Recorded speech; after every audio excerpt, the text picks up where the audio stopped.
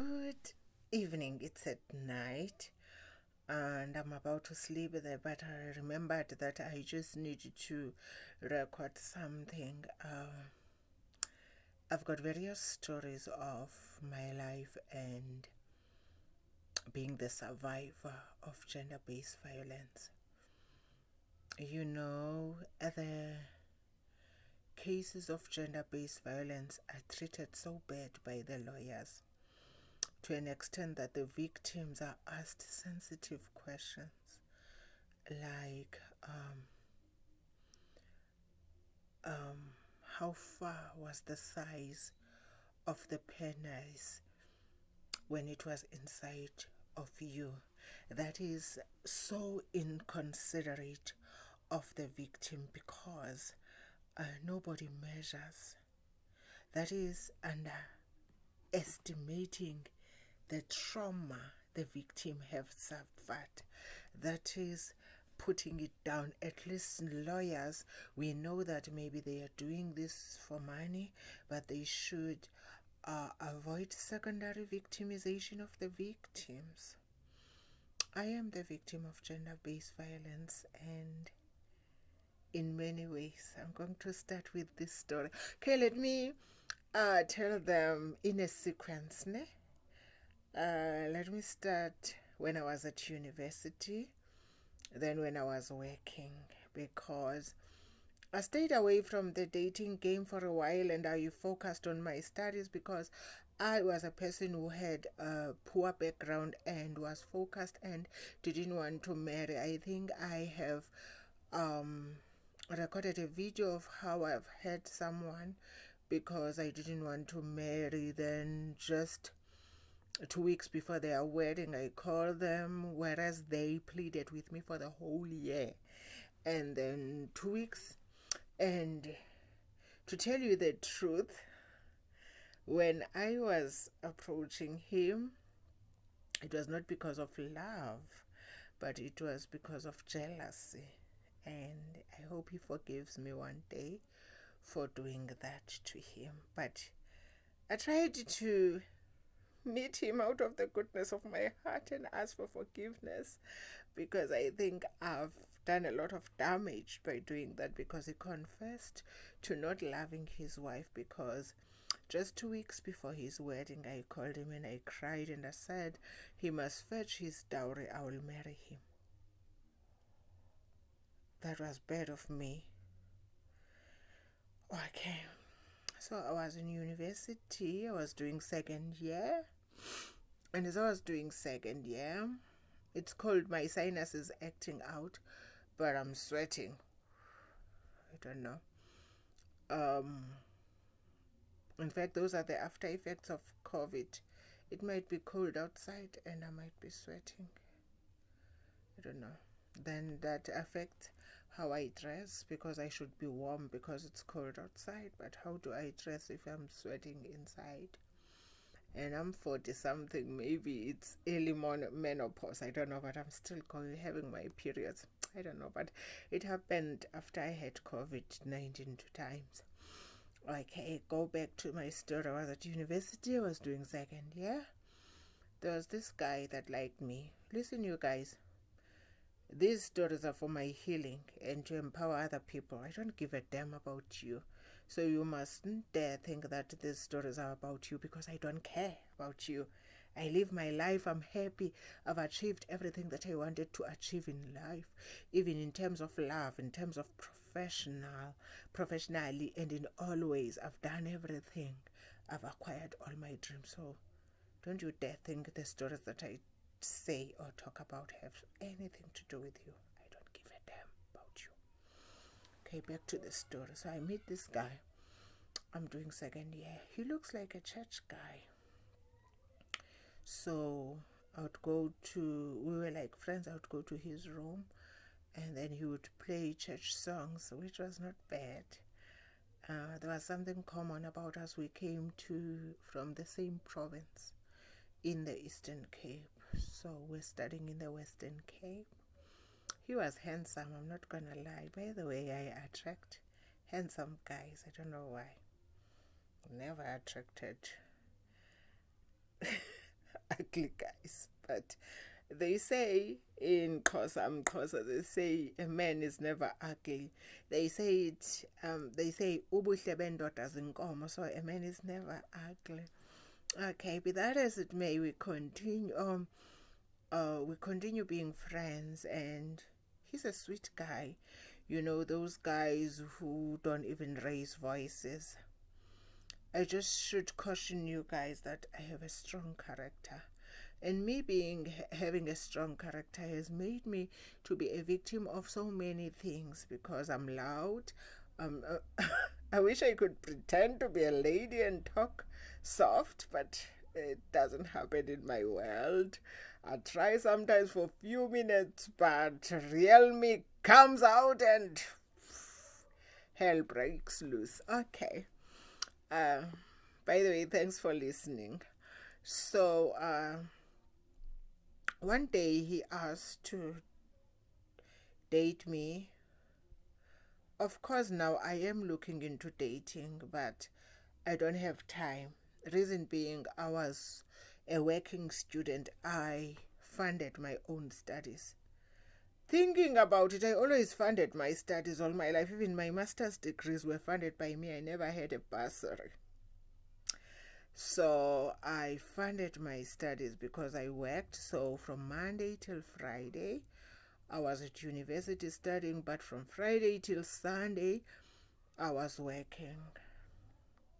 I was looking after a lady, a white lady, who needed a personal nurse. I don't know if in my story I told you guys that I had a nursing background, but I stopped. I never finished the story for another day. So I was looking after this white lady. The way I got the job, it was a miracle from God, a story that I'll tell one day, because that job made me who I am today. Funded my first degree, and it ended in my first year of a master's degree. So it can be God who did that, okay? So as a working student, so I wasn't sure of this dating thing, but also I was noticing that I'm getting older. I was 27 when I went to university because I started working, trying to do other things, and so forth and so forth and so forth. But I was I to no 23, and I started working at 27. I was 23 years old, so at least I was no longer a child, and one would want to marry, especially if you were a Christian for a long time. So to cut the story short, I agreed to date him, even though I knew that it wasn't really gonna work. But also I'm looking for a husband, right? So you explore, even though you will not be there during the week and you don't even know what he will be doing, because these guys can cheat. It was fine. We started dating. I thought I'm dating a Christian guy who always played music, Christian music, which was fine by me. But I noticed as time went by that he was abusive. I remember that time I was staying with my sister at university. I was making her squat with me. When he criticized me, okay, I'm not good in domestic work. I have never been good in doing domestic work. I'm good at some other things. I'm good at driving, at being sent to do things, organize things, but I've never been good in doing domestic work. So he would start criticizing me, going to my self-esteem, saying he wished he dated my sister, not me, because I wasn't coming to his room to do some house chores. But hey, dude, why must I come and do house chores at university? Wash your own dishes, do your own chores. Excuse me. Okay, or doing his washing. Why must I do his washing? Excuse me. I didn't do that. Okay, to continue, I hated the fact that he allowed my friends to interfere. Maybe I had a strong character. I still have it. But my friends, I had a friend whom he confessed after I break up with him, that my friend said to her, my then friend said to him, yeah, his relationship with Nosi didn't work because he didn't choose her and he chose me. And look at how things are. I don't even know if he's telling the truth, because that guy was abusive and was a liar. So I don't know if that happened, but I knew that my friend would interfere if we have an argument, and we would say in front of him that why do you talk to him like that, to an extent that one day he clapped me because of that. And for me, you do not clap me, dude. You do not clap me. You do not clap me, not me. And then he apologized, and I gave him a warning that you will not do this to me again.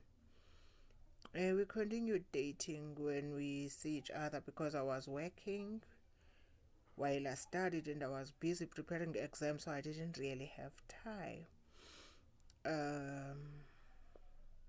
Up until he graduated, he finished earlier than me, and he went to Johannesburg.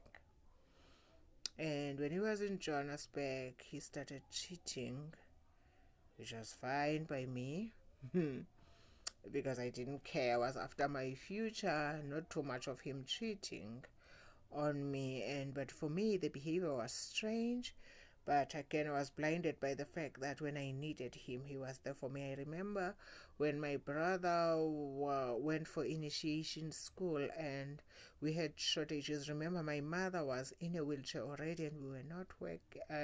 And was not working, so it's us who paid for my brother's initiation school, me using the money that I earn as I'm a working student, and adding to my sister's money, who was working. Now the sister who squatted with me at university.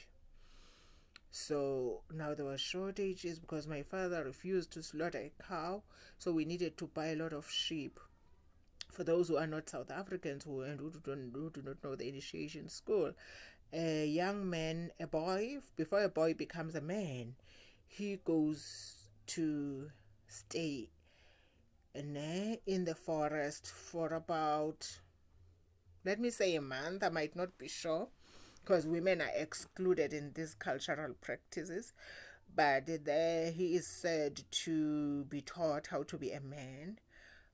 In fact, they are doing what is done in the Bible after 8 days, when a boy child reaches day 8, where he is made a man. That's removal of the foreskin. So now it is done when they are 17, 18, 19, even 20. So they would go there and they are taught to be a man. Their lifestyle is very hard. They are not given water for 7 days. Some of them get dehydrated if it's not done well. Some die if it's not done well. And during that process, women are excluded because they are said to be witches, which is something that I always questioned, and I thought it should be revisited, because we need what we call cultural evolution. I am the mother of one young man who was a boy before. What would have happened if he died and I was excluded in the whole process? Because some women were not told that their boys were sick in the forest, and they would only know after he passes on, and that leaves a wound. And imagine me as the mother of only one young man, and I lose him that way. I think it is a wound that will heal, that will take time to heal, if it ever heals. But I'm not into bashing my own cultures. I love my culture. I work into cultural practices that harm women, as much as I promote the culture, but I do not condone cultural practices that harm women, like ukutwala, like this one. I feel cultures need to evolve, and if I'm the mother, there must be a way that I'm informed if my child is sick. But that's just my opinion, not something that is right. So there are always gray areas, most in these things. And there are chiefs, and chiefs is the custodian of the cultures. So if we have chiefs that are women, I think these issues should be raised in their imbizos. Okay. So, going back to my story, so my father refused to slaughter a cow. Then I called this guy and I cried, and he sent me money.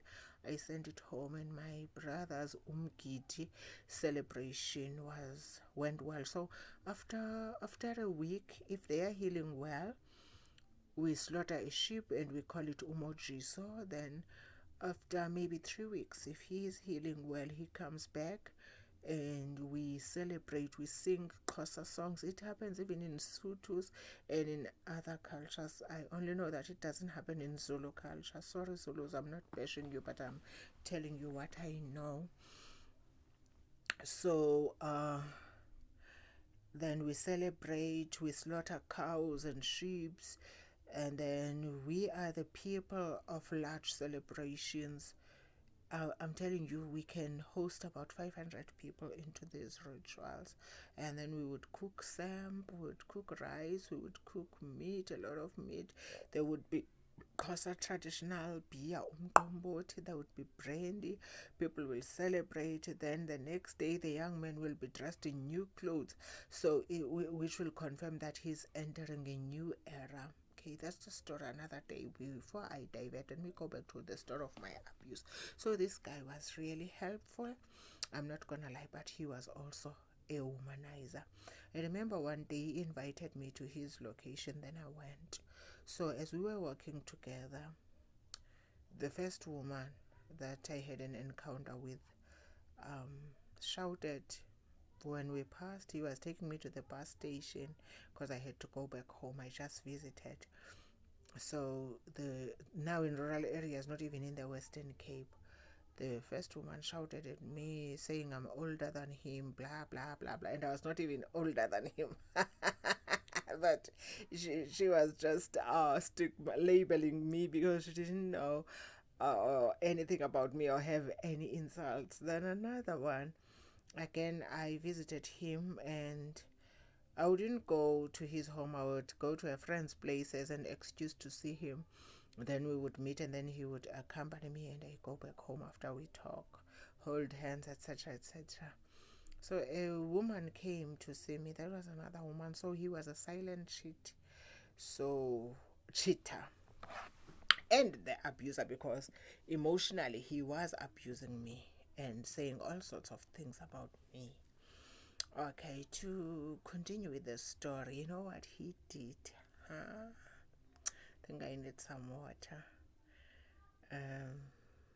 He came back to Cape Town. And then when he came back to Cape Town, I was with him. And it was my exam time. We had an argument, and I spoke back, and he used a family issue, a family argument that he knew about that I had with my younger sister. And I answered back, because you don't touch my family. You can say anything, but don't you dare touch my family or use my family for your own ego or manipulation, which is what the abusers do. Just to drag you down, they would use anything, including your family, just to hit on you, or to make you feel weaker, or to make you feel like you're a bad person, you don't get along with your siblings, etc., etc. It was not even serious, but he made it look dirty, even 2 times, by the way, not even once, but 2 times. Because I remember the second time when he realized that my sister and I are in good terms, and my sister is telling me the things that he was saying. He said he's happy that he's the source of reconciliation between me and my sister. Excuse me, guy. You don't even know the relationship between me and my sisters. So you analyze it from afar, and you thought you know us. We would argue because we are siblings, but it was not serious. Not as serious as yours, because yours, you've done a lot of things in your family, and I won't mention them, as I didn't mention it, and you and your family have done the worst things to each other, up until the last straw that you did, that which I'm not even gonna mention. So don't you dare touch my family. Okay, let's continue.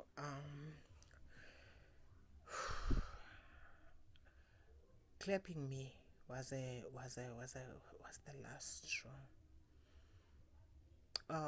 Before he clapped me, we had a big argument. For me, okay, I was promised to be his wife. He loved me. He was going to make me his wife. So we were doing things together, advising each other on monetary issues that involve money.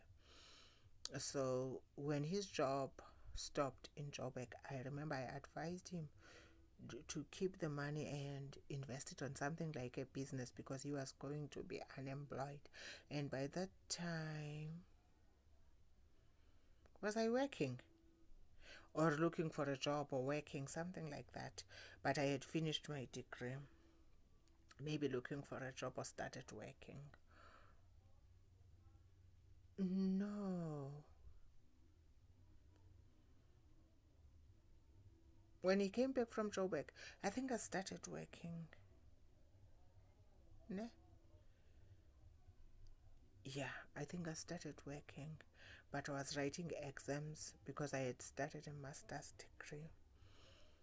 So when he clapped me, I was about to write exams. So that was it. Nobody claps me. So that was it. So he did not accept that I broke up with him.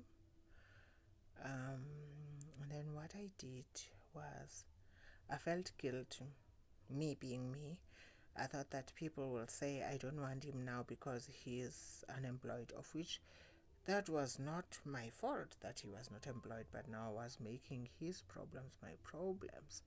So I went to see another guy who I later had a crush on because he was a nice guy. So this guy had a business, in a place where my sister stayed. So me being guts and me being me, I went to approach him because I heard that there was a vacant post in his business. I'm not going to mention the kind of business. So I went to talk to him, and I don't know, for one reason or another, our talk took 3 hours and we were just getting to know each other. And girl didn't sleep that day thinking about that man, having a crush on him the same night. But I didn't approach him. We became friends. Do you know what he did to me? He never proposed me a relationship. He stayed being a friend. That friend was always there for you any time of the day, would bring you chocolates, would bring you this, but he's not saying I love you. That's the story for another day. So I broke up with him, but I only found him a job. But now he started to be a nuisance. I'm still talking about that guy, the story of my abuse. He started being a nuisance because, one, the worst thing that happened to me was that my family favored him. My family thought that he's an angel, he's innocent, so it was me who was fussy. I didn't be fussy because it was me who wanted to be with him in the first place, and it was me that introduced him to my family. So they sided with him. So he was, because his house was far, sometimes he slept at my sister's place. So now he was using that as an evidence that I still love him because he sleeps at my sister's place, but I wasn't loving him. And now there were rumors that I was dating this new guy, but I was not dating him. I was still having a huge crush on him. But because we were spending too much time together, people were thinking I'm having a relationship with him. But I didn't care because I broke up with this one. Now, the guy, because he was abusive, and now he was getting back to this guy and to me. One day he walked alone at night, and he told the story that he had been attacked walking all night. But you can see that it's a sick story because if people wanted to attack him, they wouldn't cut him here. He cut himself. That was psychological. That was creepy. And it just made me scared. But my family believed him. But I had to tell them that if they want him, they must marry him and leave me out of it. But in the end, I think he used that to resign and told this guy that He didn't want to make me uncomfortable. He had the rumors already now that I'm dating this guy, but I'm not dating him. He didn't want to make me uncomfortable because he's sleeping at my sister's place, and sometimes he spends time with me in the house. Who said he must go and sleep there? And then that was the end of us. He stopped that job. That guy paid him a salary in advance and thanked him, and then he left. And he was telling everybody how I've hurt him, how I've cheated on him. But guy, it was me who's been cheated, but now you were the victim. So I was beaten by him twice. The first time when I was at university, second time when I was writing exams for my master's. Then nobody beats me. So I am the victim of abuse and gender-based violence. And he was this guy who looked innocent. The funny thing is that I recently saw him. Not really saw him. He talked to him because he saw me on Facebook. He got married. He has a wife. I have a life too, most now. I'm not single. You know what he did? He said a story. For me, it confirmed that he was still sick again. I think it's been 20 years or more than 20 years that we haven't seen each other. But when he saw me on Facebook and we started talking, he requested my WhatsApp number. He asked to visit me. I don't want him to visit because I don't know what we're going to talk about. And then he tells me a story that his wife saw our WhatsApp messages. Then I'm lost. I'm like, so what? Because there was nothing in that WhatsApp. Nothing. Not even a heart, not even a dear, not even a baby, not even a honey. So why would the wife complain about me? And why would the wife know me? Because I don't even know her. I'm not part of that story, that entanglement. So what he says is, so the wife is giving him hard time because he's complaining about me, and she saw my niece, and she's saying the niece is my child and his child. And now he wants to come to my house and talk to me about that. And I said, listen, guy, please don't involve me in your entanglement. If I'm talking to you now, I'm talking to you as a friend. But there's nothing that is going to happen to us. Even those tricks for me are the tricks of the abuser, are the tricks of a liar, the same tricks that I've known many years ago. Lying, making women to fight each other, because in my mind I thought he wants a reaction to me, a reaction that will be jealous, and jealousy maybe that will want to get back or get even with that woman for accusing me of having a relationship with him. But why would I do that? Those are the tendencies of abusers. I am the victim of abuse, physical abuse, emotional abuse, and psychological abuse. But I rise and I'm here to empower other people. May you be strong. May you not allow men to treat you like they own you. There is no price to pay for you. In my next video, I'm going to talk about the guy that really abused me. She used to call me Your Highness. She used to say, when I'm talking and I'm complaining, he used to say, I'm saying, uti nye nye nye, uti nye. I still don't believe it that it was me, but he did it. He didn't really beat me, but he made me feel scared. You know, that one needed real help, but we'll talk about it later. And he had tears. He would cry and cry and cry. Thanks for listening. Just like my videos and subscribe. God bless you. Thank you for your support. I love you.